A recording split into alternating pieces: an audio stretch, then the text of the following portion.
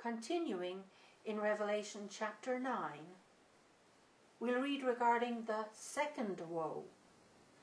The second woe spans from chapter 9 verse 13 to Revelation chapter 11 verse 13.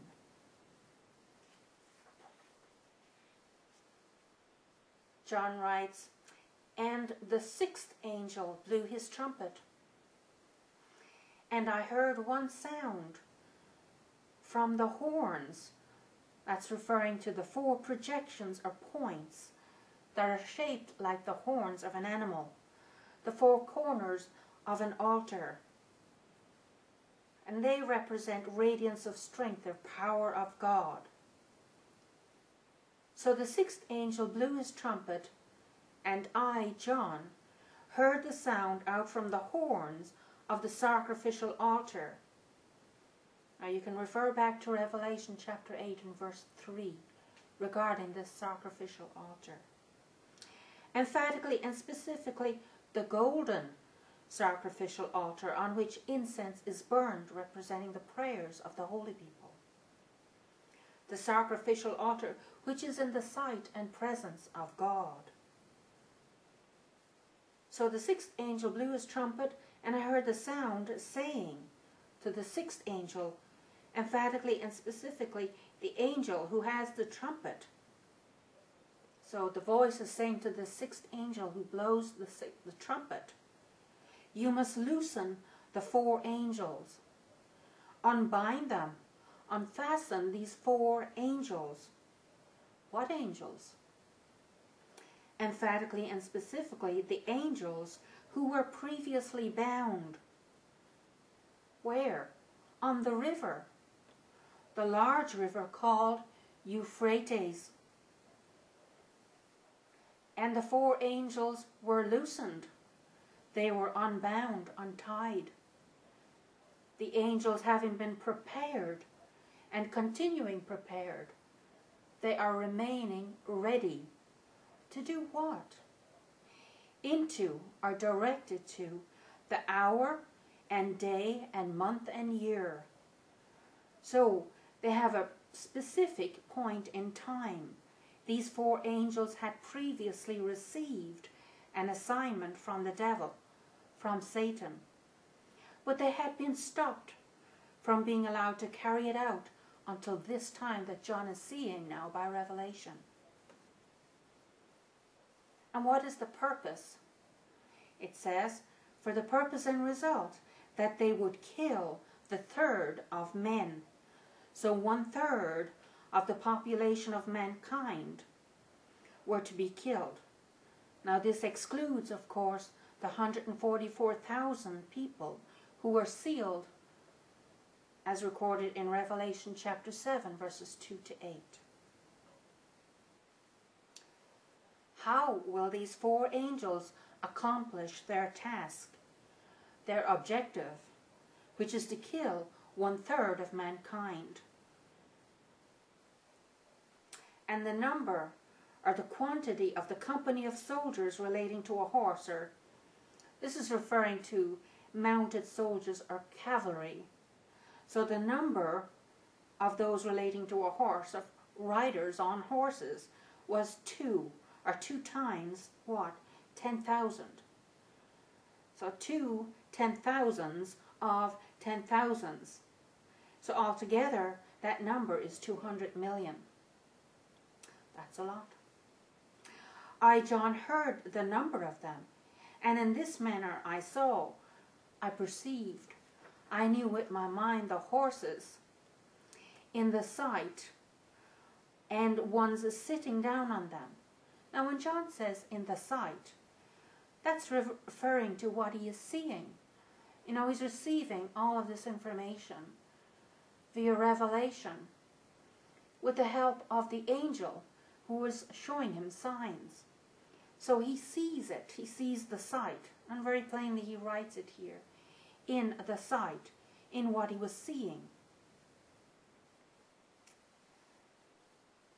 And the ones sitting down on the horses, so he saw the riders, having fiery or burning So they're having fiery and hyacinth, purple looking as sapphire, and sulphurous as sulfur. You know, sulfur being the odor as following a lightning strike, burning stone, brimstone.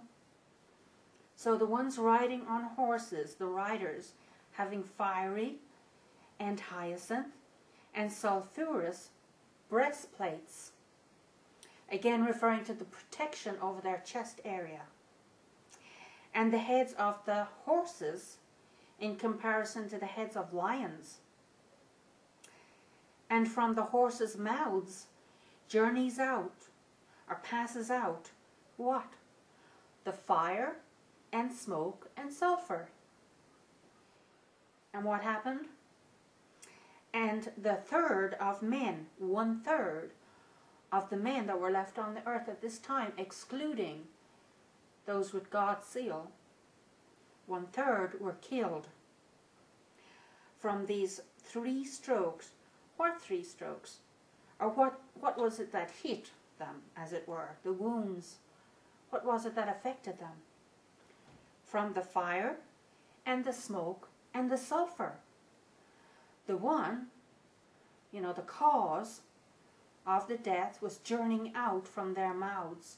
For the authority, the authoritative power, the permitted right of the horses is within the sphere of action of their mouths.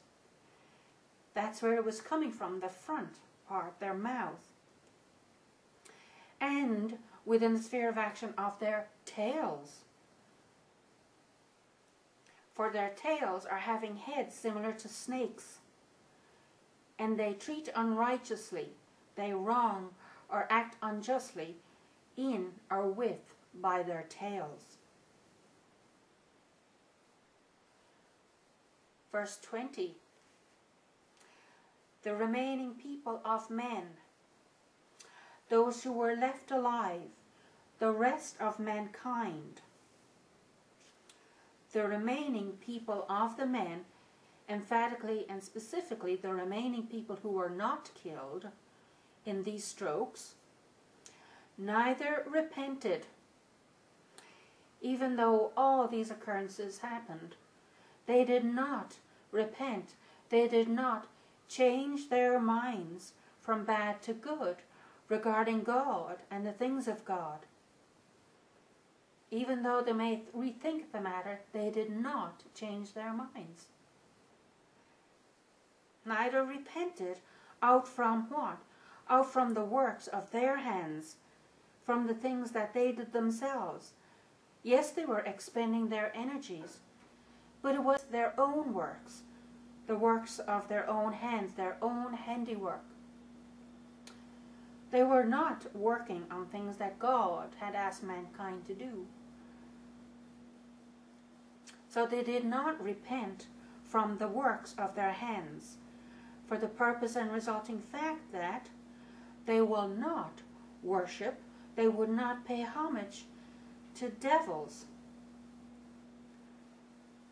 Devils, of course, we looked at that previously, referring to the devils, or daimonion, those that take their authority from the higher ranking devils, who take their authority from the devil or Satan himself. So these men who were left alive, who continued to reject God, neither repented out from their works, for the purpose and resulting fact that they would not worship the devils and the idols.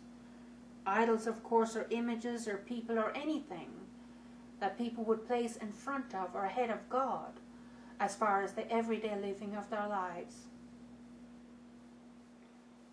And then John writes, the golden, referring to the idols, idols such as golden made with gold, or silver made of silver, or copper, or stone made of stone, or wooden idols. Doesn't matter what kind of idol, they were still idols. They may have had them in their homes or in their gardens.